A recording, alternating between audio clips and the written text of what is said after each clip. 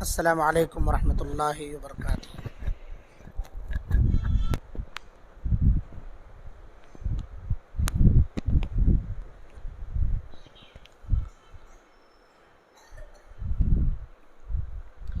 السلام علیکم ورحمۃ اللہ وبرکاتہ۔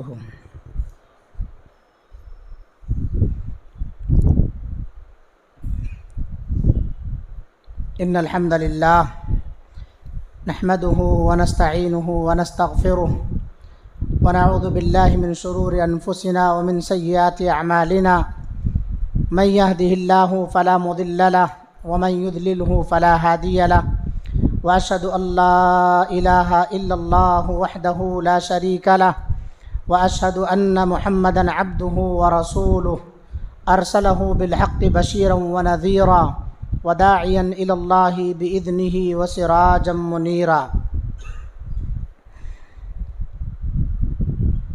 يا ايها الذين امنوا اتقوا الله حق تقاته ولا تموتن الا وانتم مسلمون يا ايها الناس اتقوا ربكم الذي خلقكم من نفس واحده وخلق منها زوجها وبث منهما رجالا كثيرا ونساء واتقوا الله الذي تساءلون به والأرحام إن الله كان عليكم رقيبا يا أيها الذين آمنوا اتقوا الله وقولوا قولا سديدا يصلح لكم أعمالكم ويغفر لكم ذنوبكم ومن يطع الله ورسوله فقد فاز فوزا عظيما أما بعد فإن خير الحديث كتاب الله وخير الهدي هدي محمد صلى الله عليه وسلم وشر الأمور محدثاتها وكل محدثة بدعة وكل بدعة ضلالة وكل ضلالة في النار فأعوذ بالله السميع العليم من الشيطان الرجيم من همزه ونفخه ونفثه بسم الله الرحمن الرحيم ألم نجعل له عينين ولسانا وشفتين وهديناه النجدين عن عقبة بن عامر رضي الله عنه قال سئل رسول الله صلى الله عليه وسلم من نجاة فقال النبي صلى الله عليه وسلم أمسك عليك لسانك وليسعك بيتك وابك على خطيئتك رواه الترمذي وأبو داود فی سننہما۔ حاضرین مجلس، بزرگوں، نوجوانوں، عزیز بچوں، پردہ نشین اسلامی ماؤں اور بہنوں، آپ حضرات کے سامنے سورۃ البلد کی 3 آیتیں تلاوت کی گئی ہیں اور سنن ترمذی، سنن ابو داود کی ایک حدیث حضرت عقبہ بن عامر رضی اللہ عنہ کے حوالے سے پیش کی گئی ہے۔ انشاءاللہ العزیز ان آیات اور حدیث مبارکہ کی روشنی میں کچھ قیمتی باتیں اللہ کے فضل و توفیق سے رکھنا چاہتا ہوں۔ اللہ سے دعا ہے اللہ تعالیٰ کہنے والے کو کہنے سے زیادہ، سننے والوں کو سننے سے زیادہ عمل کی توفیق عطا فرمائے۔ رب اشرح لی صدری ویسر لی امری واحلل عقدۃ من لسانی یفقہوا قولی رب زدنی علما اللہم انفعنا بما علمتنا وعلمنا ما ينفعنا وزدنا علما وعملا آمین یا رب العالمین۔ حاضرین گرامی، قرآن مجید کی جو آیت کریمہ آپ حضرات کے سامنے یا جو آیات تلاوت کی گئی ہیں، اللہ تعالیٰ نے بندوں پر اپنا احسان گناتے ہوئے کچھ چیزوں کا تذکرہ فرمایا ہے۔ اللہ تعالیٰ فرماتا ہے الم نجعل لہ عینین، کیا ہم نے انسان کے لیے دو آنکھیں نہیں بنائی ہیں؟ ولسانا وشفتین، ایک زبان اور دو ہونٹ نہیں دیے ہیں اسے؟ وہدیناہ النجدین، دو راستوں کی ہم نے کیا اسے ہدایت نہیں عطا فرمائی ہے؟ یہ آیات جو اللہ تعالیٰ نے بیان فرمائی ہیں، ان پر اگر ہم غور کریں تو آنکھ اللہ کی بہت بڑی نعمت ہے، زبان اللہ کی بہت بڑی نعمت ہے، ہونٹ اللہ کی بہت بڑی نعمت ہے، یا یوں کہہ لیجئے جسم کے اندر جتنے بھی پارٹ پرزے ہیں سب اللہ کی بہت بڑی نعمت ہیں۔ اور اللہ کی ان نعمتوں کو اگر ہم شمار کرنا چاہیں کہ ہمارے جسم کے اندر کون سی چیزیں کیا کیا کام کر رہی ہیں، کس انداز سے وہ ہمیں فائدہ پہنچا رہی ہیں، تو ہم گن نہیں پائیں گے۔ آپ اپنے جسم کے بالوں کو گن سکتے ہیں؟ سر کے بالوں کو گن سکتے ہیں؟ نہیں گن سکتے۔ پڑھتے ہیں ہم جب تو بتایا یہ جاتا ہے کہ ہمارے جسم کے اندر جو ہڈیاں ہیں، اتنے جوڑ ہیں، نسیں ہیں، جتنے مسلس ہیں، یہ ساری چیزیں کیا یہ سب بیکار میں اللہ نے ہمیں عطا فرمائی؟ اللہ رب العالمین نے جو بھی چیز پیدا کی ہے، جو بھی چیز، کوئی چیز بیکار نہیں ہے قدرت کے کارخانے میں۔ اللہ رب العالمین خود ہمیں قرآن مجید کے اندر وَفِي أَنفُسِكُمْ أَفَلَا تُبْصِرُونَ، اللہ تعالیٰ کہتا ہے تم اپنے جسم میں غور کرو، کیا تم غور نہیں کرتے ہو؟ اپنے آپ میں غور کرو۔ یہ جو انگلیاں ہیں ہماری، انگلیوں کے پور یہاں سے لے کر یہاں تک کئی جوائنٹس ہیں، اس کے اندر کئی رگیں اللہ تعالیٰ نے رکھی ہیں۔ یہ جو ناخن ہے اس کا الگ فائدہ، اس موڑ کا فائدہ الگ، اس جوڑ کا فائدہ الگ، اس جوڑ کا فائدہ الگ۔ ان انگلیوں کو الگ الگ کر دو تو جو فائدہ اور اہمیت ہے وہ ختم ہو جائے گا۔ آپ اس کو ملا دیے تو یہ مٹھی بن جاتی ہے، یا آپ کی طاقت بن جاتی ہے، یا آپ کا پاور بن جاتا ہے۔ لہٰذا پتہ یہ چلتا ہے کہ قدرت کے کارخانے میں کوئی بھی چیز بیکار نہیں۔ انسان ایک چھینک لیتا ہے، ادھر ہی بیٹھو، انسان ایک چھینک لیتا ہے تو چھینک لیتے وقت میں تھوڑی دیر کے لیے اس کے آس پاس کیا ہو رہا ہے نہیں معلوم ہوتا ہے۔ اسنیز جسے ہم کہتے ہیں، اسنیزنگ، اسلام میں اس کے بھی آداب بیان کیے گئے ہیں۔ آداب کیا ہیں بولیے؟ جب بندہ چھینکے تو اللہ کے رسول صلی اللہ علیہ وسلم نے کہا کہ اسے اللہ کی تعریف کرنا چاہے، الحمدللہ، اور جو اس کے آس پاس بیٹھا ہو اسے یرحمک اللہ کہنا چاہیے کہ اللہ تم پر رحم فرمائے۔ اس پر کبھی آپ نے غور کیا ہے کہ یرحمک اللہ کیوں کہلوایا جاتا ہے، یا کیوں اللہ کے رسول نے دعا سکھائی ہے کہ اس بندے کے لیے تم رحمت کی دعا کرو؟ وہ موت کے منہ میں جا کے واپس آتا ہے، تھوڑی دیر کے لیے اسے پتہ نہیں ہوتا کہ میرے اطراف میں کیا ہوا، سارا کنیکشن کٹ ہو جاتا ہے۔ تو اسی لیے کہا گیا اللہ تو نے مجھے سلامتی عطا فرمائی ہے، تیری ہی تعریف ہے اور تو ہی یہ کر سکتا ہے، تیرے علاوہ کوئی نہیں اسے انجام دے سکتا ہے، میں سلامت ہوں، تیری تعریف ہے۔ سامنے والا اس کو سلامت دیکھ رہا ہے تو کہتا اللہ تم پر رحم فرمائے، یرحمک اللہ۔ پھر اس دعا کے بدلے میں چھینکنے والے کو یہ کہا گیا ہے کہ جس نے آپ کو یہ دعا دی ہے اس کے لیے بھی دعا کیجئے، یہدیکم اللہ، اللہ تمہاری رہنمائی فرمائے، تمہیں ہدایت دے۔ ہدایت کئی معنی میں ہے، ہر طرح کی خیر و بھلائی عطا فرمائے۔ وَيُصْلِحُ بَالَكُمْ، اور اللہ رب العالمین تمہارے احوال کو، تمہارے آل اولاد کو درست کرے اور ان کی اصلاح فرمائے۔ وَيُصْلِحُ بَالَكُمْ، تمہارے احوال، تمہارے بال کی یعنی تمہارے احوال کی، تمہارے اولاد کی، تم سے جو لوگ جڑے ہیں ان کی اللہ تعالیٰ اصلاح فرمائے. وَيُصْلِحُ بَالَكُمْ. تو ایک چھوٹی سی چھینک جو ہم لیتے ہیں، اس چھینک کے ذریعے سے بھی ہمیں اللہ کی تعریف سکھائی گئی ہے، کیونکہ وہ اللہ کی نعمت ہے کہ اللہ تعالیٰ نے ہمیں پھر سے جوڑ دیا دنیا سے. ورنہ موت کے لیے ایک ہچکی بہانہ ہے. اچھے خاصے تھے، ہچکی آئی گلے میں، کیا کہ اٹکا چلے گئے، اچھے خاصے تھے وہ. موت کو ایک ہچکی بہانا چاہیے. کتنے لوگوں کی چھینک میں رگیں اکڑ جاتی ہیں، گردن ٹیڑھی ہو جاتی ہے، سدھرتی نہیں ہے. سدھرے ہوئے ہیں آپ تو اللہ کی تعریف کرو، الحمدللہ. تو میرے بھائیوں، کہنے کا مقصد یہ ہے کہ اس طرح کی بہت ساری نعمتیں ہیں اللہ رب العالمین کی جن کو ہم شمار نہیں کر سکتے. اور اللہ نے خود کہا وَإِن تَعُدُّوا نِعْمَةَ اللَّهِ لَا تُحْصُوهَا. اللہ کی اتنی نعمتیں ہیں، اتنی نعمتیں ہیں، تم انہیں گن نہیں سکتے ہو، شمار نہیں کر سکتے ہو. ہم آپ یہاں بیٹھے ہیں سلامتی کے ساتھ، یہ جو سانس لے رہے ہیں، جو سن رہے ہیں، جو ہم دیکھ رہے ہیں، سب اللہ کی نعمت ہے، اللہ کے فضل اور توفیق ہے. اس کی فضل اور توفیق کے بغیر، اس کی رحمت اور اس کی نعمت کے بغیر یہ چیزیں ممکن ہی نہیں ہیں. اس پر اللہ کی ہمیں تعریف بیان کرنا چاہیے کہ اللہ تعالیٰ نے ہمیں روئے زمین کی سب سے بہترین جگہ مسجد، اللہ کا گھر ہے، پوری روئے زمین پر سب سے بہترین جگہ میں ہمیں بیٹھ کر سب سے بہترین بات قرآن کی، حدیث کی سننے کا موقع عنایت فرمایا ہے. اس پر ہم جتنا بھی اللہ کی تعریف بیان کریں اس کا شکر بجالائے کم ہے.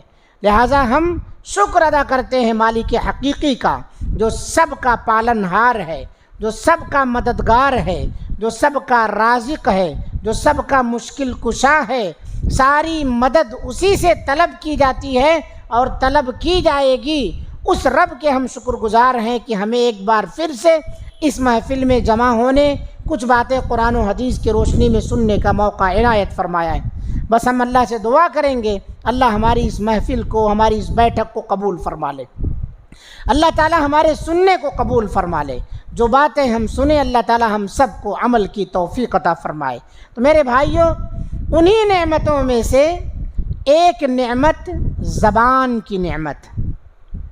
زبان، اس کو زبان اور زبان دونوں پڑھ سکتے ہیں. اس کے ذریعے سے ہم اپنے معافی ضمیر کو ادا کرتے ہیں.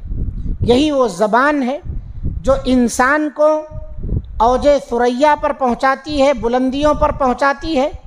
اس کے غلط استعمال سے یہی زبان جوتے بھی کھلاتی. یہی وہ زبان ہے کہ جس کے ذریعے سے انسان کلمہ ادا کرتا ہے، اسلام قبول کرتا ہے، اپنے قرآن کی تلاوت، اللہ کے کتاب قرآن کی تلاوت کرتا ہے، ذکر و اذکار کرتا ہے، ایک دوسرے کی تعریف کرتا ہے. یہی وہ زبان ہے جس کے ذریعے سے وہ اپنی فصاحت، بلاغت اور نہ جانے کیا کیا ادا کر لے جاتا ہے. آپ ان کو دیکھیے جن کی زبان ہے مگر بولنے کی طاقت نہیں. ان کی طرف دیکھیں گے تب آپ کو زبان کی نعمت کا احساس ہوگا. ان کو دیکھیے جن کی زبان میں کینسر ہو گیا، ڈاکٹروں نے زبان کاٹ دینے کا مشورہ دیا ہے اور پھر وہ چند روزہ زندگی گزار کر کے اس دنیا سے چلے گئے. ان کی طرف دیکھیے جنہیں زبان تو ہے، دی ہے اللہ نے، مگر اس زبان سے جب بولنا شروع کرتے ہیں تو ہکلاتے ہیں، تتلاتے ہیں، صحیح طور پر بول نہیں سکتے. آپ وہاں پر رکھیے اپنے آپ کو، اس آدمی کو غور کیجئے، پھر سمجھ میں آئے گا کہ اللہ نے ہمیں بہت بڑی نعمت دی ہے. اسی لیے اللہ کے رسول صلی اللہ علیہ وسلم سے جب پوچھا گیا کہ سب سے زیادہ جہنم میں لے جانے والی کون سی چیز ہے، تو آپ صلی اللہ علیہ وسلم نے کہا الفم والفرج، شرمگاہ اور منہ یعنی زبان. دوسری حدیث میں آپ صلی اللہ علیہ وسلم نے فرمایا من یضمن لی ما بین لحییہ وما بین رجلیہ اضمن لہ الجنہ. جو آدمی مجھے اپنے دونوں داڑھ کے درمیان یعنی زبان کی اور دونوں ران کے درمیان یعنی شرمگاہ کے حفاظت کی ضمانت دیتا ہے، میں اسے جنت کی گارنٹی اور ضمانت دیتا ہوں۔ یہ اہمیت ہے زبان کی کہ اگر ہم اس کی حفاظت کر لے گئے تو اس کے بدلے میں جنت ہے، اور اگر ہم اس کا غلط استعمال کرتے ہیں تو یہی زبان ہمیں جہنم میں لے جائے گی۔ اور اللہ کے رسول سے پوچھا گیا سب سے زیادہ کس وجہ سے لوگ جہنم میں جا رہے ہیں، تو آپ صلی اللہ علیہ وسلم نے اسی زبان کا نام لیا ہے۔ سب سے زیادہ یہ زبان کی کٹائی جو ہے بڑی خطرناک ہے، اس لیے یہ چھٹاک بھر تو ہے، مگر یہی زبان انسان کو بلندیوں پر پہنچاتی ہے، اور یہی زبان انسان کو منٹوں میں کرسی سے اتار دیتی ہے۔ اسی زبان کے غلط استعمال کی وجہ سے کہاوت مشہور ہے، زباں شیری تو ملک گیری۔ آپ کی زبان میں مٹھاس ہے تو حکومت آپ کی۔ اسی زبان کے ذریعے سے ہم ایک دوسرے کو اناپ شناپ بکتے ہیں، اس کے نقصان کیا ہے؟ اسی زبان کے ذریعے ہم گالی گلوچ بکتے ہیں۔ گالی گلوچ بکنا کس کا کام ہے؟ کس کا کام ہے؟ منافق کا۔ گویا اس زبان کے ذریعے آدمی منافق ہوتا ہے۔ اسی زبان کے ذریعے کلمے کا انکار کرتا ہے، اور کلمے کا انکار کرنے والا، قرآن کا انکار کرنے والا، حدیث کا انکار کرنے والا، اللہ کا انکار کرنے والا کیا ہے؟ کافر ہے۔ اسی زبان سے آدمی کافر بھی ہو جاتا ہے۔ اسی زبان کے ذریعے نبی کریم صلی اللہ علیہ وسلم اور صحابہ کی شان میں آدمی گستاخی کرتا ہے۔ اسی زبان کے ذریعے آدمی مرتد ہو جاتا ہے۔ یہی وہ زبان ہے جس کے ذریعے سے انسان اپنا ٹھکانہ جہنم میں بنا لیتا ہے۔ لہذا امام ابن قیم رحمۃ اللہ علیہ بیان فرماتے ہیں، اللہ کے رسول صلی اللہ علیہ وسلم کی اس امت کا جائزہ لے کر کے وہ کہتے ہیں، کتنے ایسے لوگ ہیں اس دنیا کے اندر جو زہد و ورع میں، تقوی پرہیزگاری میں پہاڑ ہیں، اور کسی پر ظلم نہیں کرتے، کوئی غلطی گناہ کرتے ہوئے آپ ان کو نہیں دیکھیں گے، لیکن ان کی زبان نہ اچھوں کو بچاتی ہے نہ بروں کو، ہر ایک کو اپنی زبان سے چھلنی کرتے رہتے، کسی کی زمین نہیں ہڑپتے، کسی کا 1 روپیہ قرض نہیں ہے، کسی کا کچھ نہیں ہے، لیکن زبان کی کٹائی کی وجہ سے سارے لوگوں کا جینا دوبھر کر رکھا ہے۔ یعنی زبان کھولے تو سمجھ لیجئے کسی نہ کسی کی شامت آ گئی ہے۔ اسی لیے اللہ کے رسول صلی اللہ علیہ وسلم نے فرمایا ہے، فَلْيَقُلْ خَيْرًا أَوْ لِيَصْمُتْ، بات کرو تو اچھی بات کرو، ورنہ روزہ رکھو زبان کا، خاموش رہو۔ فَلْيَقُلْ، اور خیر بات کیا ہو سکتی ہے؟ خَيْرُكُمْ مَنْ تَعَلَّمَ الْقُرْآنَ وَعَلَّمَهُ، خیر کیا ہے؟ قرآن سیکھو، قرآن سکھاؤ، حدیث سنو، حدیث سناؤ، یہ خیر کی چیزیں ہیں۔ خیر الہدا محمد صلی اللہ علیہ وسلم، خیر کیا ہے؟ سب سے بہترین راستہ محمد صلی اللہ علیہ وسلم کا، ان کی بات، اللہ کی بات، یہ ساری چیزیں خیر کی ہیں۔ آپ کو زبان کھولنا ہے، سامنے والے کے حق میں خیر کے ساتھ زبان کھولو، ورنہ اس کو برا بھلا کہنے کے لیے لوگ بولتے ہیں میں زبان کھول دیا تو تم بچ نہیں سکتے۔ آپ کو معلوم ہے زبان آپ کھول دیے تو آپ نہیں بچیں گے، وہ کیا ہے؟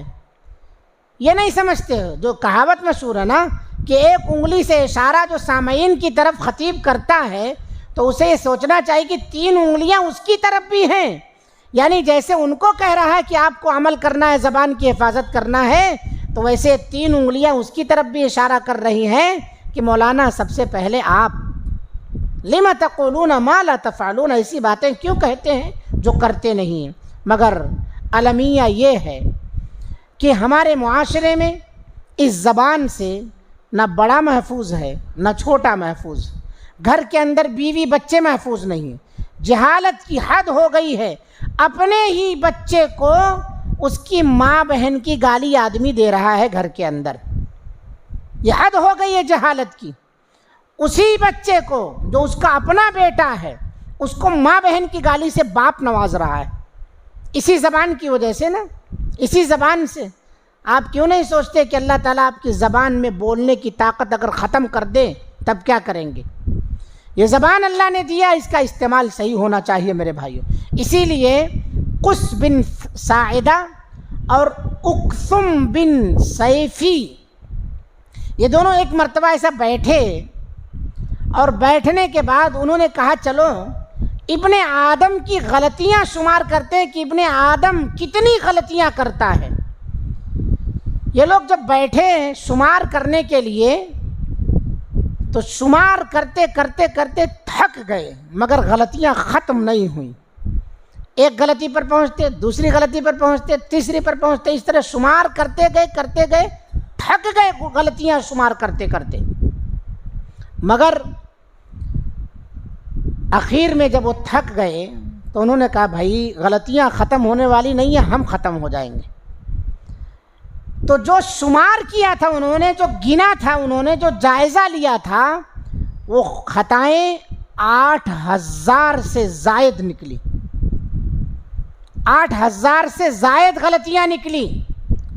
ان سے پوچھا گیا اچھا ان سب غلطیوں کا علاج کیا ہے؟ تو انہوں نے کہا حفظ اللسانی، زبان کی حفاظت۔ 8000 غلطیوں کا اینٹی بائیوٹک کیا ہے؟ زبان کا کنٹرول کر لینا۔ یہی حدیث جو میں نے آپ کے سامنے پڑھی ہے، اللہ کے رسول صلی اللہ علیہ وسلم سے پوچھا گیا من نجات، اے اللہ کے رسول صلی اللہ علیہ وسلم نجات کے اسباب کیا ہیں؟ کن چیزوں میں نجات ہے؟ آدمی کیسے بچ سکتا ہے؟ آپ کس سے بچنا ہے؟ جہنم سے سب سے پہلے، فتنوں سے سب سے پہلے، لڑائی جھگڑے سے سب سے پہلے، بدعقیدگی غیبت چغل خوری سے سب سے پہلے کن چیزوں سے آپ بچیں گے؟ یہ نسخہ آج کی محفل میں لے کے جائیے، خود عمل کیجئے، دوسروں کو بھی بتائیے۔ اللہ کے رسول صلی اللہ علیہ وسلم نے فرمایا، جب پوچھا گیا کہ نجات کے اسباب کیا ہیں، کن چیزوں میں نجات ہے، آپ صلی اللہ علیہ وسلم نے پہلا نسخہ بتایا امسک علیک لسانک، اپنی زبان کو اپنے قابو میں رکھو، اپنی زبان کو کنٹرول میں رکھو۔ امسک علیک لسانک، بات نہیں آتی ہے، تمیز طریقہ نہیں ہے تو بیچ میں ٹپک کے معاملہ خراب مت کرو۔ بات بولنے کا سلیقہ ہے تو ہی محفل میں بولو، ورنہ خاموش رہو۔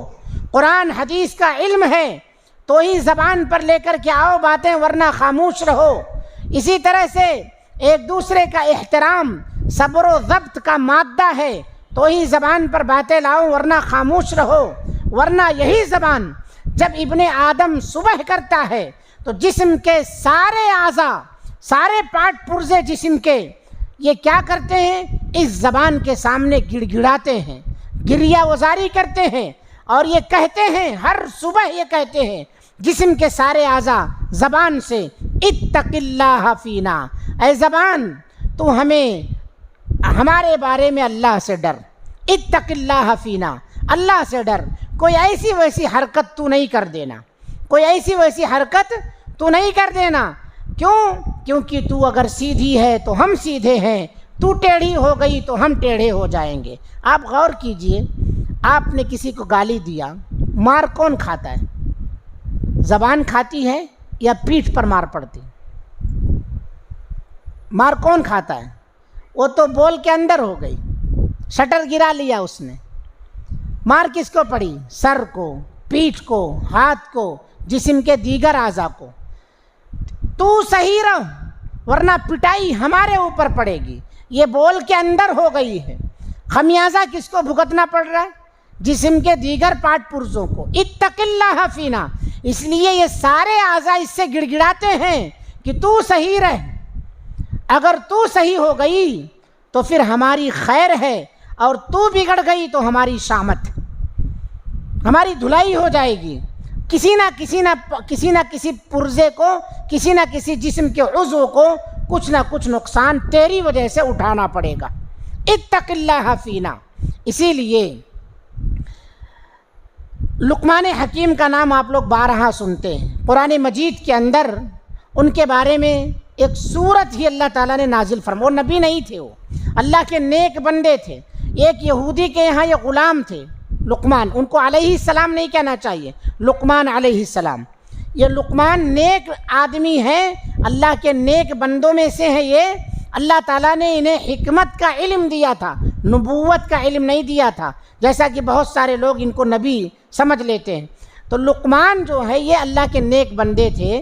ان سے کسی نے پوچھا آپ یہ حکمت اور دانائی کی باتیں کہاں سے سیکھتے ہیں؟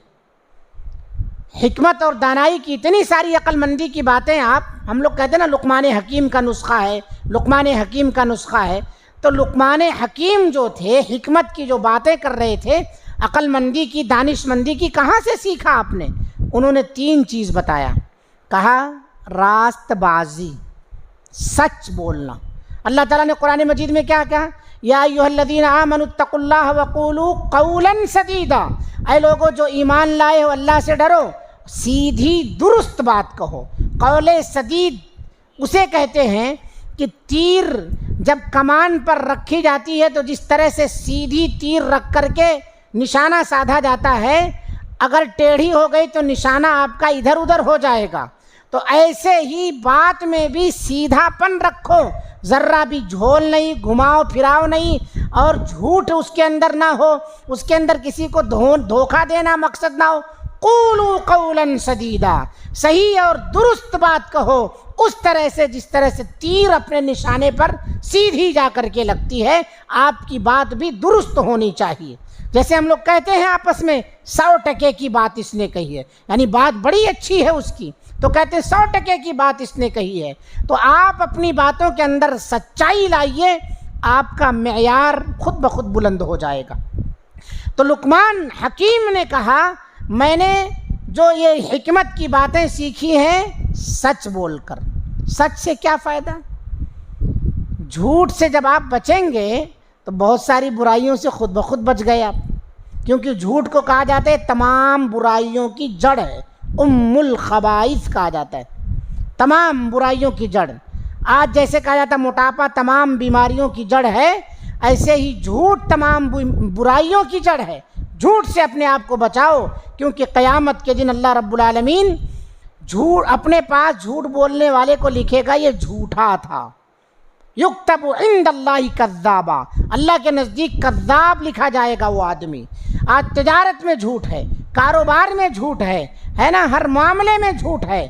لقمان حکیم کہتے ہیں میں نے حکمت کی بات سچائی کو اختیار کر کے پایا ہے۔ دوسری چیز کیا ہے؟ امانت داری، یہ بھی ختم ہے ہمارے درمیان سے۔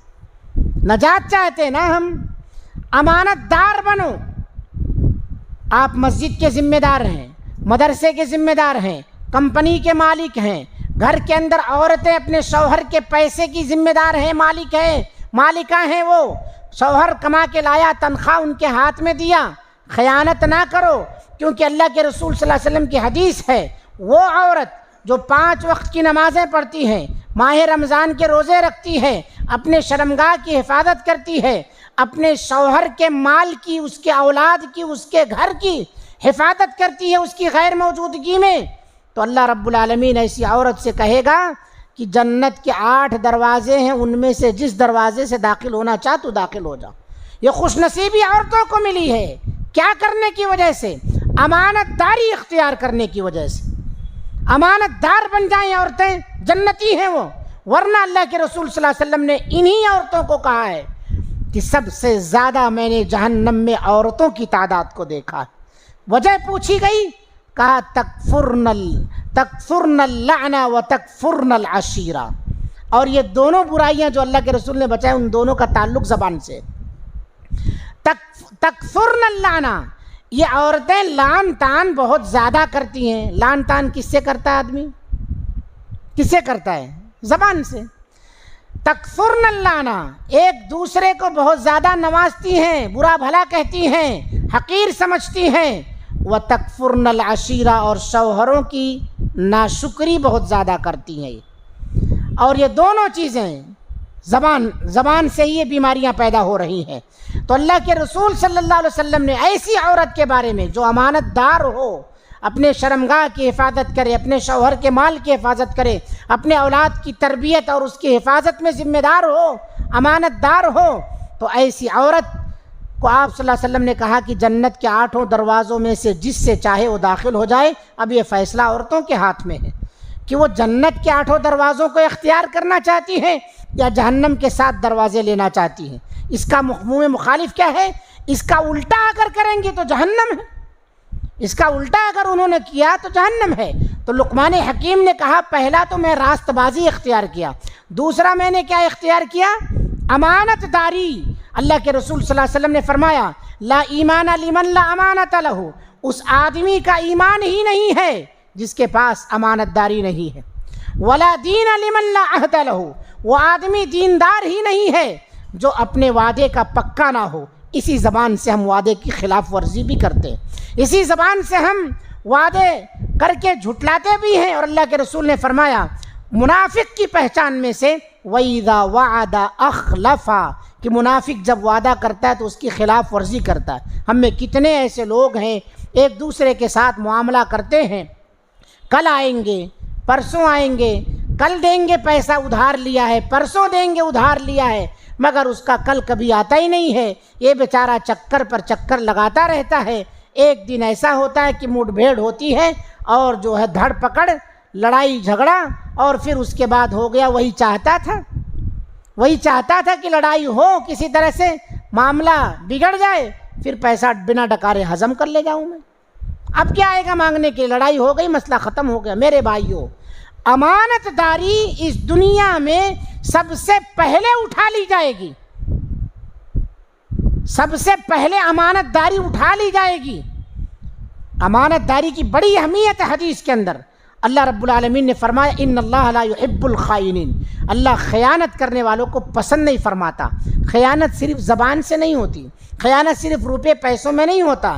خیانت کا مفہوم بہت وسیع ہے، کسی اور موقع پر اس کی وضاحت ہوگی. بس اتنا یاد رکھیے کہ آپ سامنے والے کو ہاتھوں کے اشارے سے کچھ اوپر نیچے کر دیے، آنکھ دبا دیے، تو اللہ اس کو بھی جانتا ہے. اس کو کہا گیا یہ خائنۃ الاعین، آنکھوں کے ذریعے خیانت کر رہا ہے. یعلم خائنۃ الاعین وما تخفی الصدور، آنکھوں کی خیانت کو بھی اللہ جانتا ہے، اور سینوں میں جو تمہاری نیتیں ہیں جو چھپاتے ہو اسے بھی اللہ جانتا ہے. وما تخفی الصدور، جو کچھ تم سینوں میں چھپا رہے ہو اللہ اسے بھی جانتا ہے. تو میرے بھائیوں، لقمان حکیم نے اپنی حکمت اور دانش مندی کے 2 نسخے، یہ تیسرا نسخہ بیجا گفتگو سے میں اجتناب کرتا ہوں. عقل مند آدمی کی یہ پہچان ہے کہ وہ بک بک بک بک نہیں کرتا رہتا ہے، وہ شانت رہتا ہے، وقت پر کچھ بولتا ہے، ناپ تول کے بولتا ہے. لیکن جو بیوقوف ہوتا ہے وہ بکتا ہی رہتا ہے. اس لیے لوگ کہہ دیتے ہیں چھوڑو اس کی باتوں کو، وہ خالی بکتا رہتا ہے. تو ہلکا ہو گیا، وہ لوگوں کی نگاہ میں ہلکا ہو گیا وہ شخص. آپ دیکھے ہوں گے بڑے لوگوں کو مختصر بات کرتے ہیں، بس کام کی بات. ڈاکٹروں کے پاس ہاسپٹل کو گئے آپ، مختصر سی بات کرتا ہے، اس کا منہ بند رہتا ہے، قلم چلتا رہتا ہے، رپورٹ لکھ دیا، اس کے بعد دے دیا یہ دوا فلاں فلاں فلاں ٹائم کھا لینا، یہ پرہیز کرنا، ٹھیک ہے جائیے. ہم اس کو اکساتے ہیں کہ اتنا پیسہ دیا، 550 فیس، خاموشی کے ساتھ 1.5 منٹ کے اندر دوائی لکھ دیا، اس کے بعد بھگا دے رہے. ہم چاہتے ہیں مزید تسلی لیں اس سے، کچھ اور کہیں. کیا بکے گا وہ؟ اس کے بعد جب بتائے گا نا کچھ وہ، تو پھر ادھر ادھر کی بات ملائے گا اس کے اندر، آپ کی تسلی کے لیے صرف بات کرے گا وہ. تو کام کی بات اگر ہم کہیں تو وہ مختصر وقت میں ہو جاتی ہے، تھوڑی سی چیز میں ہو جاتی ہے، تھوڑی دیر میں ہو جاتی ہے، اس کے بعد مسئلہ گڑبڑ ہو جاتا ہے. اسی لیے کہا مدتوں ڈال دے گا ہلاکت میں ایک دن تجھے، اے پرندے تیرا شاخ پر بولنا، مدتوں سوچنا مختصر بولنا. لمبا سوچو اور تھوڑا سا بولو، زیادہ سوچو کہ میں جو لفظ استعمال کر رہا ہوں کہیں ایسا نہ ہو سامنے والے کو اس سے تکلیف ہو جائے، کہیں ایسا نہ ہو میری وجہ سے سامنے والا دکھ میں ہو جائے. اللہ کے رسول صلی اللہ علیہ وسلم نے بیان فرمایا کہ ابن آدم ایسے کلمات اختیار کرتا ہے کبھی کبھار کہ اس کلمے کو اگر سمندر میں ملا دیا جائے تو سمندر کا پانی گدلا ہو جائے. یہی زبان غلط استعمال کرنے کی وجہ سے۔ اللہ کے رسول صلی اللہ علیہ وسلم کی ایک بیوی تھی، انہوں نے آپ کی دوسری بیوی کے بارے میں یہودیہ یا کچھ ایسا لفظ استعمال کر دیا، نبی کریم صلی اللہ علیہ وسلم کے چہرے کی رنگت تبدیل ہو گئی۔ آپ صلی اللہ علیہ وسلم نے کہا تمہیں معلوم ہے تم نے کتنا بڑا جملہ کہا ہے؟ یہ جملہ جو تم نے اختیار کیا ہے، اگر اس جملے کو سمندر کے پانی میں ملا دیا جائے تو پورا سمندر گدلا ہو جائے گا، اور تمہارے نزدیک اس کا کوئی مطلب نہیں۔ اس لیے میرے بھائیوں، میری ماں اور بہنوں، اپنی زبان کا صحیح استعمال کیجیے۔ تو 3 چیزوں کے ذریعے سے لقمان حکیم کیا ہے؟ عقل مند بنے۔ انہی کا واقعہ ہے، حافظ صلاح الدین یوسف نے تفسیر حسن البیان کے اندر اس واقعے کو سورہ لقمان جہاں سے شروع ہوتی ہے اس کے اندر ذکر کیا ہے۔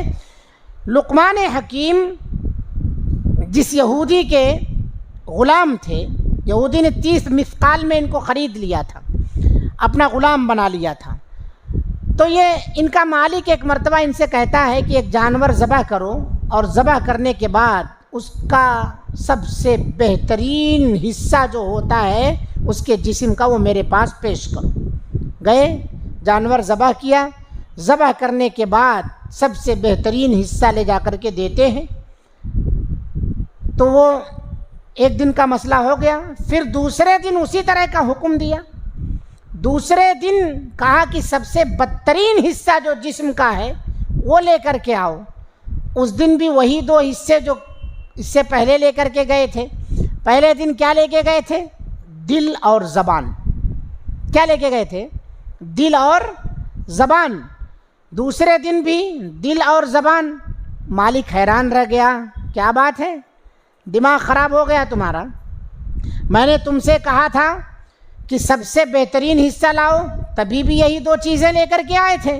سب سے بدتر جسم کا پارٹ پرزہ لے کر کے آؤ، تب بھی یہی لائے ہو، آخر کیا ہو گیا ہے تمہیں؟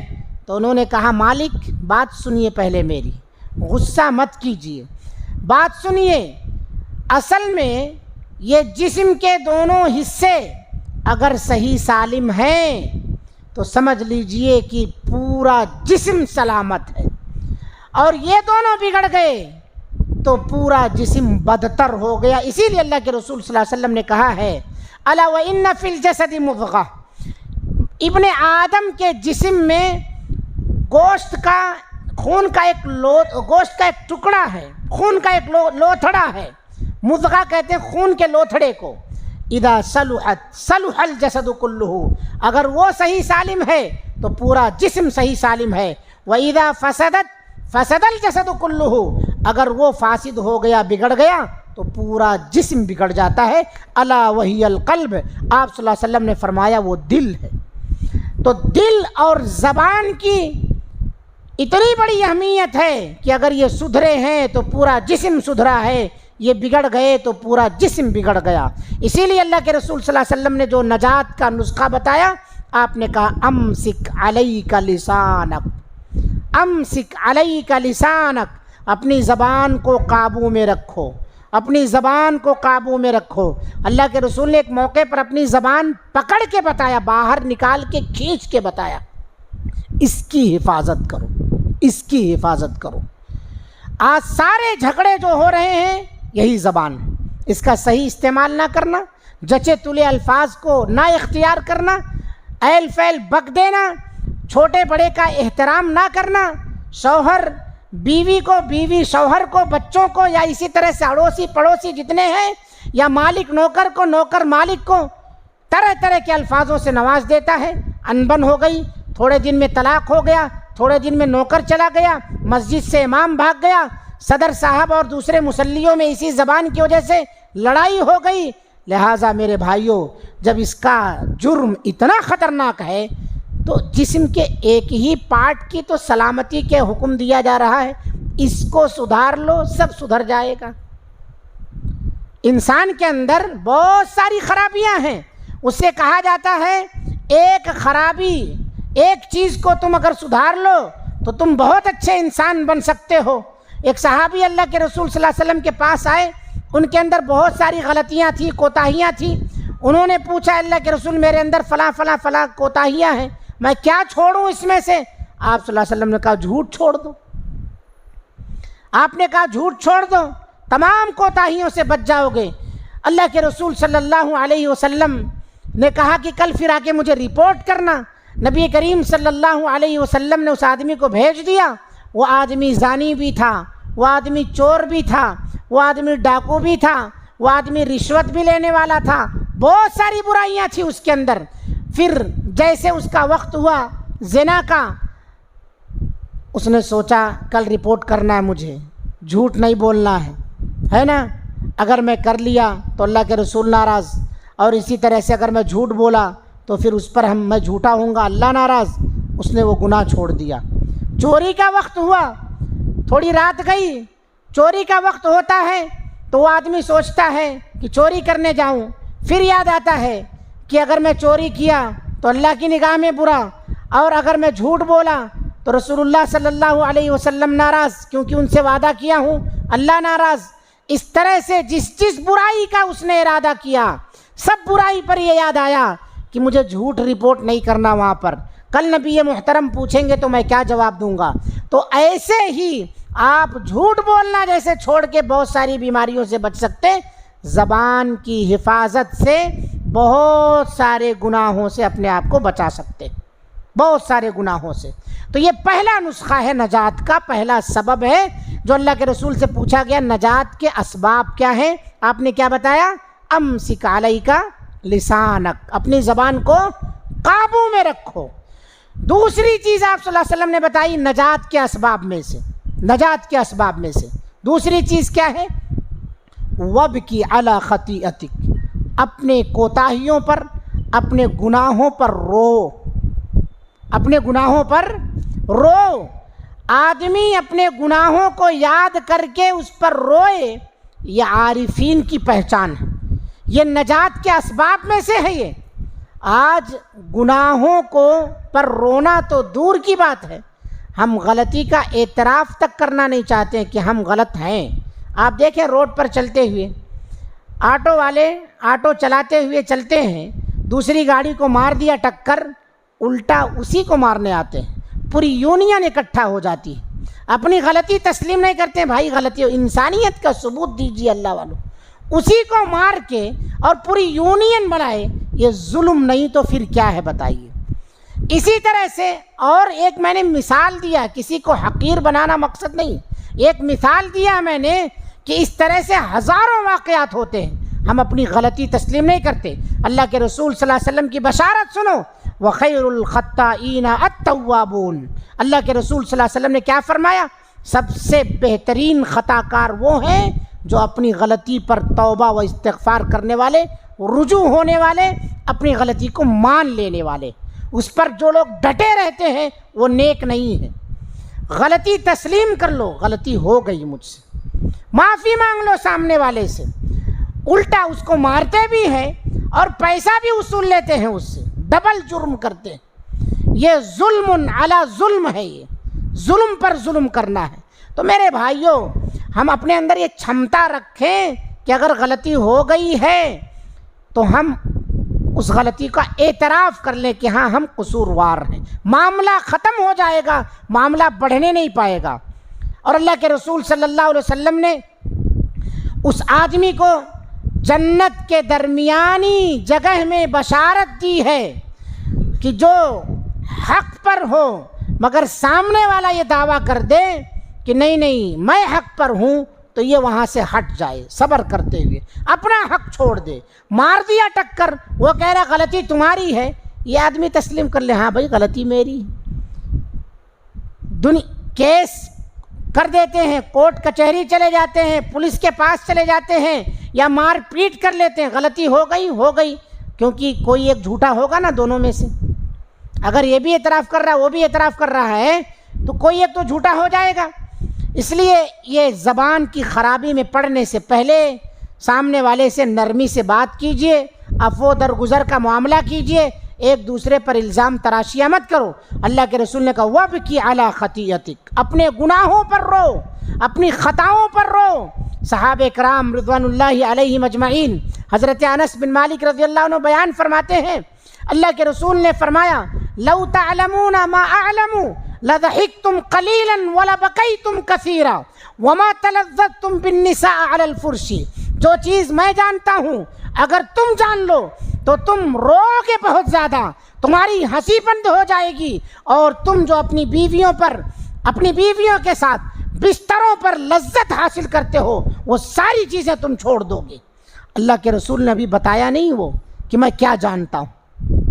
لو تعلمون ما اعلم لضحکتم قلیلا ولبکیتم کثیرا. حضرت انس بیان کر رہے ہیں صحابہ کے سامنے، اللہ کے رسول نے صحابہ کے سامنے، صحابہ جو بیٹھے ہوئے ہیں، فغطى اصحابہ رسول اللہ صلی اللہ علیہ وسلم وجوہہم. اللہ کے رسول کے صحابہ اپنے منہ کو ایسا ڈھانک لیتے ہیں، وَلَهُمْ خَنِين، اور ان کے اندر رونے کی آواز، ان جو ہاتھ سے ڈھاکے چہرے، ان چہروں کے اندر رونے کی آواز آ گئی. جو کچھ انہوں نے اللہ کے رسول صلی اللہ علیہ وسلم سے بات سنی تھی، رونے لگے وہ. اور نبی کریم صلی اللہ علیہ وسلم، عبداللہ بن شخیر رضی اللہ عنہ بیان کرتے ہیں کہ میں گیا اللہ کے رسول صلی اللہ علیہ وسلم نماز کی حالت میں، وَهُوَ يُصَلِّ، آپ نماز کی حالت میں، آپ رو رہے تھے، آپ کے سینے سے ہچکیوں کی ایسی آواز آ رہی تھی جیسے ہنڈیا چولہے پر پکتی ہے، عزیز کا عزیز المرجل. چولہے پر پکتی ہوئی ہڈیا کے کھت کھت کھت کھت کی جو آواز آتی ہے پکنے کی، وہ آواز آپ صلی اللہ علیہ وسلم کے سینے سے نہیں، ہچکی بجھی ہوئی تھی اللہ کے رسول صلی اللہ علیہ وسلم کی. کون رو رہا ہے؟ معصوم عن الخطا، جو گناہوں سے پاک، جن کی لغزشات تک کو اللہ نے معاف فرما دیا ہے. لیغفر لک اللہ ما تقدم من ذنبک وما تاخر. وہ رو رہے ہیں کس حالت میں؟ نماز کی حالت میں. ہم نماز بھی نہیں پڑھتے، غلطی بھی ماننے کو تیار نہیں ہے، اس کے بعد ہمارا دعویٰ کیا ہے؟ جنت کے ٹھیکیدار ہمیں جنت نہیں ملے گی تو پھر کس کو ملے گی؟ کوئی مستحق نہیں پھر جنت کا، ہم یہ سوچتے ہیں. اللہ کے رسول صلی اللہ علیہ وسلم کی یہ حالت، اور جو اپنی غلطیوں کا اعتراف کر کے، اللہ کے عذاب سے خوف کھا کر کے، ڈر کر کے روتا ہے، اس کی فضیلت اللہ کے رسول صلی اللہ علیہ وسلم نے بیان فرمائی. وَرَجُلٌ ذَكَرَ اللَّهُ خَالِيًا فَفَاضَتْ عَيْنَاهُ. وہ بندہ جو تنہائی کی حالت میں اللہ کے عذاب کو یاد کیا اور خوف کے مارے ڈر گیا، اس کی آنکھیں ڈبڈبا گئیں، آنسو آ گئے اس کی آنکھوں میں، رونے لگا وہ، تو اس کا فضیلت کیا ہے؟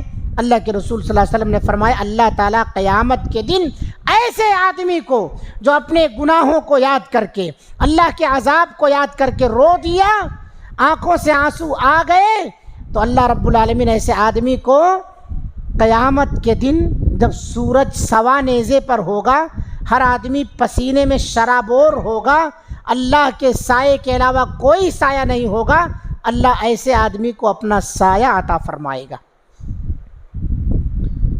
اور اللہ کے رسول صلی اللہ علیہ وسلم نے فرمایا لن یلج النار رجل بکا من خشیت اللہ، لا یلج النار رجل بکا من خشیت اللہ. وہ آدمی جہنم میں داخل نہیں کیا جائے گا جو اللہ کے عذاب کے خوف سے یا اللہ تعالیٰ کے خوف سے رو دیا ہو. وابکی علی خطیئتک، اپنے گناہوں کو یاد کر کے رو، اس میں نجات ہے، اس میں نجات ہے.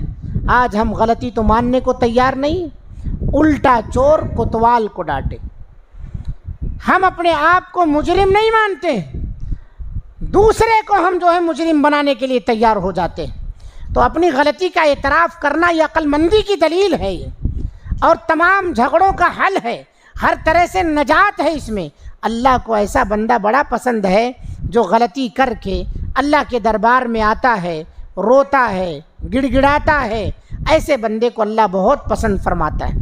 وَخَيْرُ الْخَطَّائِينَ التَّوَّابُونَ، سب سے بہترین گنہگار وہ ہے جو غلطی کا اعتراف کر کے، غلطی مان کے اللہ کی طرف آ جائے، رجوع ہو جائے، توبہ کر لے اللہ رب العالمین سے.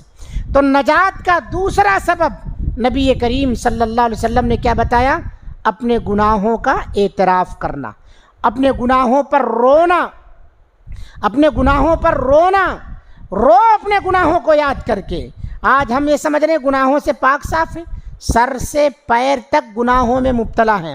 وہ صحابہ جن کے بارے میں اللہ تعالیٰ نے رضی اللہ عنہم ورضوا عنہ، ان سے اللہ راضی، وہ اللہ سے راضی کی سرٹیفکیٹ ملی تھی، وہ رو رہے ہیں۔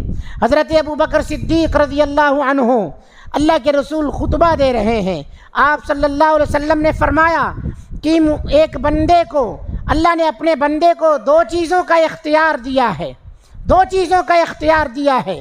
حضرت ابوبکر صدیق رضی اللہ عنہ نے اللہ کے رسول صلی اللہ علیہ وسلم کے جب اختیارات سنے بے ساختہ رو پڑے۔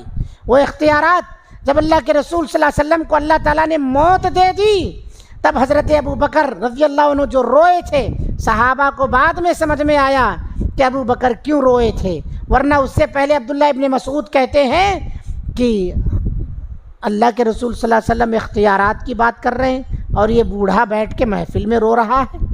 جب اللہ کے رسول کا انتقال ہو گیا تب تمام لوگ سمجھے کہ ابوبکر یوں ہی نہیں روئے تھے، یوں ہی نہیں روئے تھے، نبی کریم صلی اللہ علیہ وسلم کے جدائی کے غم میں رو رہے تھے وہ، کہ اللہ کے رسول اب ہمارے درمیان نہیں رہیں گے، ہم جدا ہو جائیں گے، آسمان سے ہمارا کنیکشن ٹوٹ جائے گا۔ اس لیے صحابہ کرام، بڑے بڑے صحابہ کرام رو رہے ہیں نبی کریم صلی اللہ علیہ وسلم کے جدائی کے غم میں۔ ہمیں بھی چاہیے کہ ہم اپنے گناہوں کو یاد کر کے ہم روئیں۔ وابکی علی، سب سے پہلی بات تو یہ گناہ کا اعتراف کرو کہ ہم سے غلطی ہوئی۔ دوسری بات یہ ہے کہ رب کے سامنے گریہ وزاری کرو۔ اللہ تعالیٰ کہتا ہے ادعوا ربکم تضرعا وخفیہ، اپنے رب کو گڑ گڑا کر کے پکارو، پوشیدگی کے ساتھ پکارو، چلا چلا کے نہیں، خفیہ پوشیدگی، اندھیرا، اور اسی طرح سے ایسی حالت میں رو کہ تمہارے اوپر اللہ کا خوف طاری ہو، اس کے عذاب کا خوف طاری ہو۔ تو اللہ کے رسول صلی اللہ علیہ وسلم نے کیا فرمایا؟ لا یلج النار، وہ آدمی جہنم میں داخل نہیں ہوگا جو بکا من خشیت اللہ، اللہ کے خوف سے جس نے رو دیا، جس نے اللہ کے خوف سے رو دیا، اللہ کے عذاب سے۔ آج دیکھیے ہمارے کتنی خلاف ورزیاں ہم شریعت کی کر رہے ہیں۔ ہم اپنے آپ کا جائزہ لیں، صرف بیٹھے بیٹھے اپنے جسم کا جائزہ لیں، کتنی خلاف ورزیاں ہماری ہیں۔ ہم باہر نکلتے ہیں، ہمارے معاملات کیسے ہیں، ایک دوسرے کے ساتھ ہم کیسے ہیں، پڑوسی کے ساتھ ہم کیسے ہیں، دوستوں کے ساتھ ہم کیسے ہیں، شریعت کے معاملات میں ہم کیسے ہیں، اپنا جائزہ لیں۔ کیا ہم مجرم نہیں ہیں؟ ان غلطیوں کی اصلاح کب ہوگی؟ میرے بھائیوں، غلطیوں کو اپنے یاد کرو، اس کو شمار کرو، رو، گڑ گڑاؤ۔ ہم نیکیاں صرف نہ گنیں، ہم کیا کرتے ہیں؟ نیکیاں گنتے ہیں صرف۔ عبداللہ ابن مسعود رضی اللہ عنہ، ابو موسیٰ اشعری رضی اللہ عنہ جب مسجد میں آئے تھے، لوگ بیٹھ کے وہ چنچے گن رہے تھے نا، گٹھلیاں گن رہے تھے بیٹھ کر کے۔ عبداللہ ابن مسعود نے کہا تمہیں کیا ہو گیا ہے؟ ابھی اللہ کے رسول کے کپڑے بوسیدہ نہیں ہوئے صلی اللہ علیہ وسلم، آپ صلی اللہ علیہ وسلم کے برتن ابھی پرانے نہیں ہوئے، اور تم لوگ اتنے جلدی دین سے نکل گئے، دین میں تبدیلی پیدا کر رہے ہو۔ انہوں نے کہا یا ابا عبد الرحمن، ہم کیا کر رہے ہیں؟ ان کھجور کی گٹھلیوں یا ان دانوں پر ہم سبحان اللہ الحمدللہ تسبیحات ہی تو پڑھ رہے ہیں۔ سبحان اللہ الحمدللہ پڑھنے کی بڑی فضیلت ہے، اس لیے ہم پڑھ رہے ہیں۔ کہا تم ان نیکیوں کو شمار کرنے سے بہتر ہے اپنے گناہوں کو شمار کرو۔ تم یہ نیکی نہیں ہے، یہ بدعت ہے، کیونکہ اللہ کے رسول صلی اللہ علیہ وسلم نے اس شکل میں جو تم نے اختیار کی ہے تسبیحات نہیں پڑھا ہے، دانوں پر آپ صلی اللہ علیہ وسلم نے تسبیحات نہیں پڑھا ہے، آپ نے انگلیوں پر تسبیحات پڑھا ہے۔ کتنے لوگ ہیں جو کہتے ہیں ہم بھول جاتے ہیں، کیا اللہ تعالیٰ نے کہیں فرمایا کہ ہم بھولنے والے کو پکڑ لیں گے؟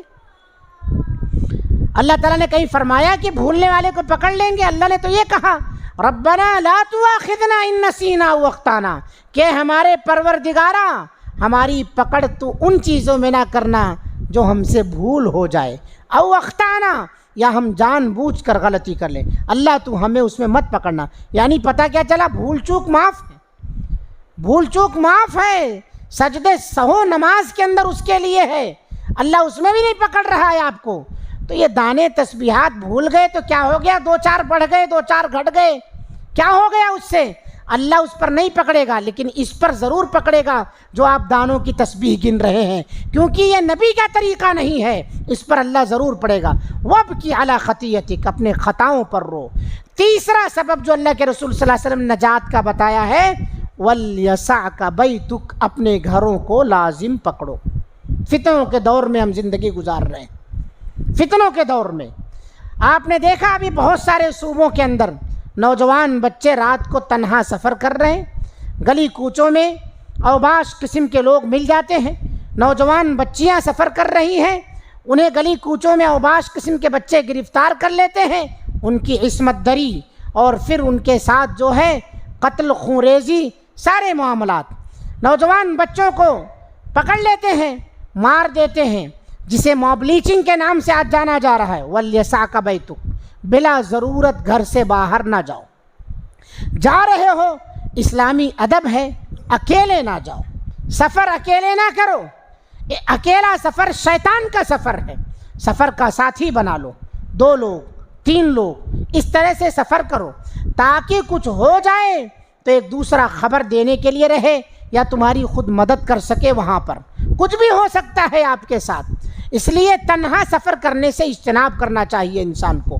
اللہ کے رسول نے کہا وَلْيَسَعْكَ بَيْتُكَ، اپنے گھروں کا آپ جائزہ لیجئے، سرپرستوں سے درخواست کی جاتی ہے، ذمہ داروں سے درخواست کی جاتی ہے، والدین سے درخواست کی جاتی ہے، پاور والوں سے درخواست کی جاتی ہے، جو بستی کے لیڈر ہیں ان سے درخواست کی جاتی ہے، اپنے محلے کا، اپنے ایریے کا، اپنے گھروں کا جائزہ لیجئے، آپ کے ماتحت جو اولاد بچے ہیں ان کا جائزہ لیجئے۔ آج ہمارے نوجوان بچے رات کے 12 بجے 1 بجے باہر گھومتے رہتے ہیں، اوباشوں کے ساتھ بدماشیاں کرتے رہتے ہیں، مگر ماں باپ کے کانوں پر جوں تک نہیں رینگتے ہیں، اور کبھی ایسا حادثہ ہوتا ہے کہ پیروں تلے زمین کھسک جاتی ہے، ہم کچھ سننا گوارا نہیں کرتے ہیں۔ یہ وقت آنے سے پہلے اپنے گھر کی حفاظت کرو۔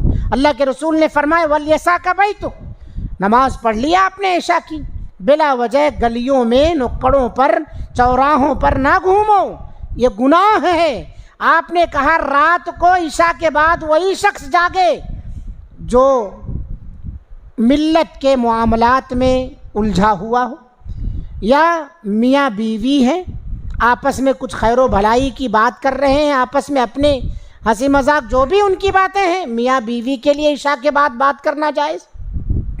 اسی طرح سے پڑھنے والے بچے ہیں، اپنے علم کا، اپنی کتاب کا سبق یاد کر رہے ہیں، علمی مذاکرہ کر رہے ہیں، یا ایسے جو نصیحت کی گفتگو یہاں چل رہی ہے، ان سب کے لیے آپ جاگ سکتے ہیں۔ بلا وجہ کے نہ جاگو، بلا وجہ کے نہ جاگو۔ جب جاگنا منع ہے تو گھر سے باہر گلیوں کوچوں میں گھومنا کیسے جائز ہو گیا؟ آج صحت کی خرابی اسی وجہ سے ہے کہ ہم نے اپنے سونے جاگنے کا سسٹم تبدیل کر دیا ہے، پورا سسٹم درہم برہم کر رکھا ہے ہم نے۔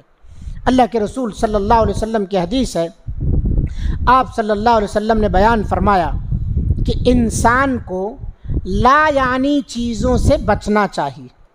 لا یعنی چیزیں کیا ہے؟ لا یعنی چیز اسے کہا جاتا ہے جو فضول ہو۔ اب رات کے 2 بجے تک دوستوں کے ساتھ بیٹھ کے نوجوان بچے بات کیے، کچھ ملا اس میں سے؟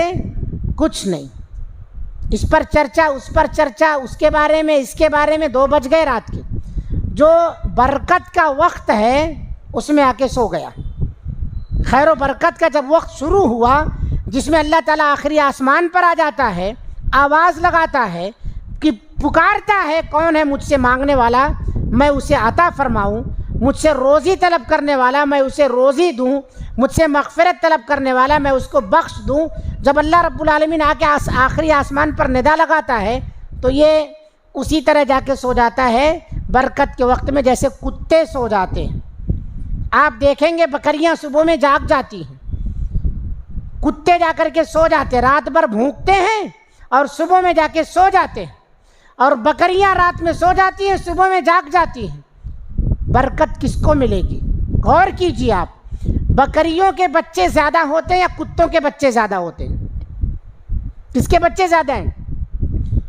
کتوں کے بچے زیادہ ہیں، کتوں کے یہاں جو پیدائش کی شرح ہے 5, 6, 7, 8 ہے، بکریوں کے یہاں پیدائش کی شرح 1 سے لے کے 3, 4 بہت زیادہ ہو جاتے، اور پھر انہیں کاٹا کھایا ذبح کیا جاتا، حلال ہیں بکریاں، انہیں کاٹا کھایا بیچا بھی جاتا ہے، لیکن کتوں کو کھایا نہیں جاتا ہے نا، خرید و فروخت چلتی ہوگی، حرام ہے، ان کو کھایا نہیں جاتا ہے، ان کی تعداد بھی زیادہ، پیدائش بھی زیادہ، کھایا بھی نہیں جاتا ہے، پھر بھی کتوں کی تعداد گلیوں میں کم کیوں ہے؟ کیونکہ یہ برکت کے وقت میں سو جاتے ہیں، اور یہ برکت کے وقت میں بکریاں جاگتی ہیں۔ تو جو بچے یا جو نوجوان، جو آدمی، مرد عورت کوئی بھی ہو، برکت کے وقت میں جا کے سو جائیں گے تو ان کے گھروں میں خیر و برکت نازل ہو سکتی ہے؟ نہیں، عین خیر و برکت کے وقت میں جا کے سو گیا، فجر بھی گئی، تہجد تو دور کی بات ہے، فجر کی نماز چلی گئی، فجر کی نماز چلی گئی، جس کی صرف سنت کی 2 رکعت کے بارے میں اللہ کے رسول نے کہا رکعتا الفجر خیر من الدنیا وما فیہا، فجر کی 2 رکعت سنت دنیا اور دنیا کے اندر جتنی چیزیں ہیں سب سے بہتر ہیں، صرف سنت کا یہ عالم ہے، فرض کے بارے میں ابھی نہیں آئی بات۔ تو عین وقت میں جا کر کے بندہ سو جاتا ہے، اس لیے میں کہہ رہا ہوں سرپرستوں سے اپنے گھروں کا جائزہ لیجیے۔ اللہ کے رسول صلی اللہ علیہ وسلم نے فرمایا عشاء کی نماز کے بعد بلا وجہ نہیں جاگنا چاہیے، کچھ عذر ہے تب آپ جاگیے، یوں ہی وقت بیکار نہیں کھونا چاہیے، اس کا حساب دینا پڑے گا آپ کو۔ صحابہ کرام نے کہا اللہ کے رسول صلی اللہ علیہ وسلم، ہمارے جو نوجوان بچے نکڑوں پر بیٹھتے ہیں، خواتین گزرتی ہیں، آنکھیں گڑا کے انہیں دیکھتے ہیں، نظر کی حفاظت نہیں کرتے۔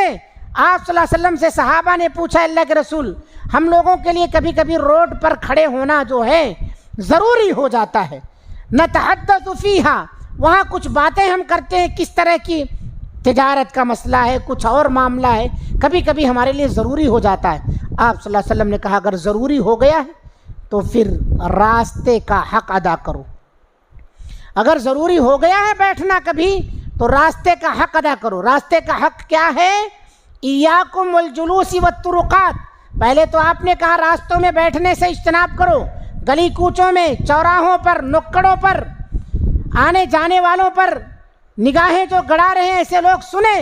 نبی صلی اللہ علیہ وسلم نے فرمایا سب سے پہلی چیز غض البصر، نگاہ پست رکھو، اگر بیٹھنا ضروری ہو گیا نگاہ پست رکھو۔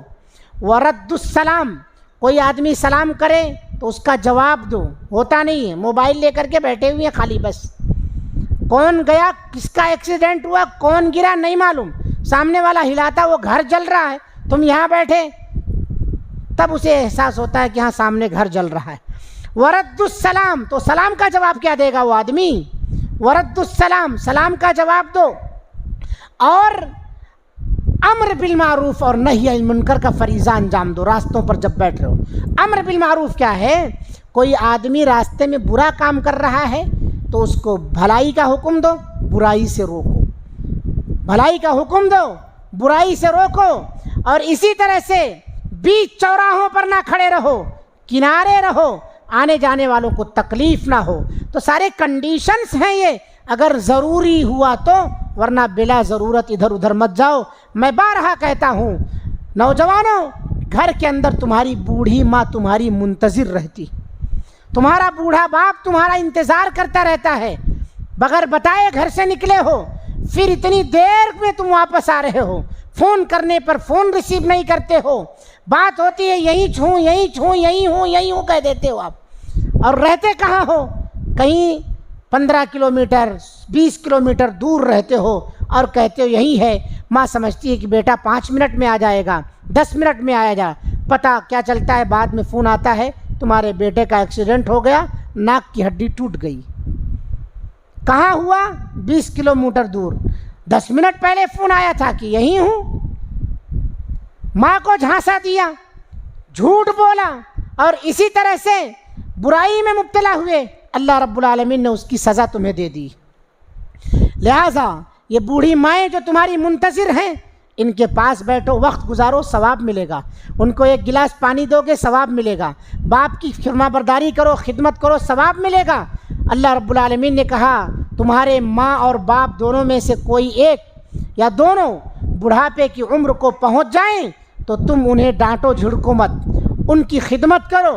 ولا تقل لهما اف ولا تنهرهما، انہیں اف تک نہ کہو، ان کے لیے اپنے بازو پھیلا دو، جھکا دو اس طرح سے جیسے ایک پرندہ اپنے بچوں کو اپنے پروں کے نیچے سمیٹ لیتا ہے، ایسے ان کے لیے نرم ہو جاؤ، ان کے ساتھ حسن سلوک کرو۔ ماں باپ ترستے ہیں اپنے بچوں کے ساتھ بات کرنے کے لیے، ترستے ہیں۔ 10 منٹ ان کے پاس بھی وقت دیجئے، 20 منٹ ان کے پاس بھی بیٹھیے، گھنٹہ جو دوستوں کے پاس گزار رہے ہیں ماں باپ کے پاس بیٹھیے۔ جوانی کو دیوانی نہ بناؤ، عبادت میں لگاؤ، حق حقوق کی ادائیگی میں لگاؤ، اور پھر ان کے ساتھ کیا کرو؟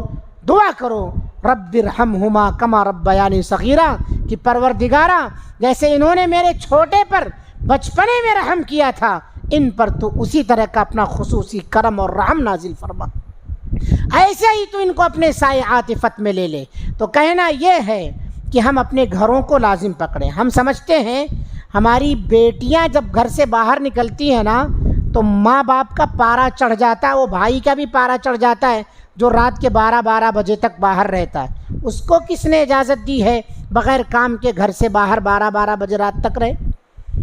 اللہ تعالیٰ نے جہاں عورتوں کو حکم دیا ہے کہ عورتیں اپنے گھروں کو لازم پکڑیں، وہیں مردوں کو بھی حدیث میں اللہ کے رسول نے حکم دیا ہے کہ مرد حضرات بلا ضرورت اپنے گھر سے باہر نہ نکلے، گھر کے اندر رہیں۔ خود اللہ کے رسول صلی اللہ علیہ وسلم کی سیرت آپ سنتے ہیں، پڑھتے ہیں کہ جب حضرت عائشہ سے پوچھا گیا کہ مائی اللہ کے رسول صلی اللہ علیہ وسلم گھر میں جب ہوتے ہیں تو کیا کرتے ہیں؟ گھر میں جب ہوتے ہیں تو کیا کرتے ہیں؟ اس کا مطلب نبی صلی اللہ علیہ وسلم گھر میں رہتے تھے، گھر لے کے چھوڑ نہیں دیے تھے ہم لوگوں کی طرح سے۔ اتنا مہنگا گھر خریدتے ہیں، کرایہ بھرتے ہیں، اسی گھر میں ہم لوگ رہتے نہیں۔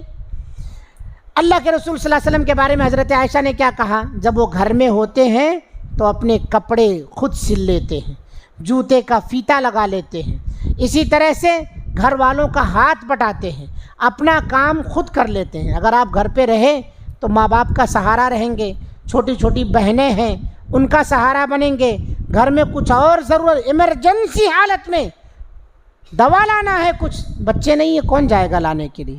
وہ بوڑھے ماں باپ چل نہیں سکتے، ان کو گاڑی پر بٹھا کے کوئی لے جانے والا نہیں، وہ خواہ مخواہ پڑوسیوں کو اپنا بیٹا سمجھ کے 10-5 اس کے پیچھے خرچ کر کے اپنی دوا علاج کو لے کر کے جاتے ہیں۔ اور کتنے تو ایسے ہیں اپنے بچوں کی انہی بدسلوکیوں کی وجہ سے اپنی زمین جائیداد پڑوسی کے لڑکے کے نام لکھ دیتے ہیں۔ یہ غلط ہے، یہ غلط ہے، مگر نتیجہ دیکھنا چاہیے کہ غلطی ہو کیوں رہی ہے۔ ہمارے بد اخلاق ہونے کی وجہ سے، ہمارے گھر میں وقت پر نہ رہنے کی وجہ سے۔ وَلْيَسَعْكَ بَيْتُكَ، اپنے گھروں کو لازم پکڑو۔ خلاصہ کلام یہ ہے، اللہ کے رسول صلی اللہ علیہ وسلم سے جب پوچھا گیا نجات کے اسباب کیا ہیں، آپ صلی اللہ علیہ وسلم نے 3 اہم چیزیں بتائی ہیں۔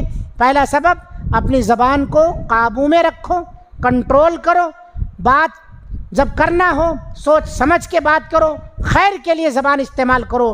دوسری بات آپ صلی اللہ علیہ وسلم نے بتائی، وَابْكِ عَلَىٰ خَطِيئَتِكَ، اپنے گناہوں پر رو، اپنے گناہوں کا اعتراف کرو، اس پر رو۔ اور تیسری بات آپ صلی اللہ علیہ وسلم نے جو بیان فرمائی ہے نجات کے اسباب میں سے، اپنے گھروں کو لازم پکڑو۔ بہت سارے فتنے فساد، بہت سارے حادثات اور بہت سارے لڑائی جھگڑوں سے آپ محفوظ ہو جائیں گے۔ اللہ رب العالمین سے دعا ہے مولا کریم ہم تمام لوگوں کو جو باتیں آج کے درس میں بیان کی گئی ہیں ان تمام باتوں پر عمل کرنے کی اللہ توفیق عطا فرمائے۔ رب العالمین ہم میں جو بیمار ہیں تمام بیماروں کو شفا عطا فرمائے۔ ہمارے اس محفل میں جو لوگ بھی شریک ہیں یا جو شریک ہونا چاہتے تھے کسی وجہ سے شریک نہیں ہو سکے ہیں، اللہ رب العالمین سب کی مغفرت فرما، ان کی جائز خواہشات کو پوری فرما۔ اللہ رب العالمین جو بیمار ہیں تمام بیماروں کو شفا عطا فرما۔ اللہ رب العالمین جو لوگ بھی اس طرح کے پروگرام چلا رہے ہیں، کوشش کر رہے ہیں کسی بھی طرح سے سامعین کی حیثیت سے یا اسی طرح سے کھانے پلانے کی حیثیت سے یا ایسے ہی اور کسی طریقے سے رائے مشورے خطبہ کی شکل میں، ہر طرح سے اللہ تعالیٰ ہر ایک کا تعاون قبول فرما۔ ہمارے اس محفل کو، اس بیٹھک کو اللہ تعالیٰ قبول فرما، ہمارے لیے آخرت میں نجات کا ذریعہ بنا، میزان حسنات میں اضافے کا ذریعہ بنا، صدقہ جاریہ بنا۔ جب تک اللہ تعالی ہمیں دنیا میں زندہ رکھ، ایمان اور اسلام کی حالت میں زندہ رکھ، جب خاتمہ فرما تو خاتمہ بالخیر عطا فرما۔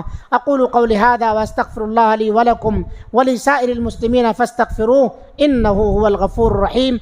جزاکم اللہ احسن الجزاء۔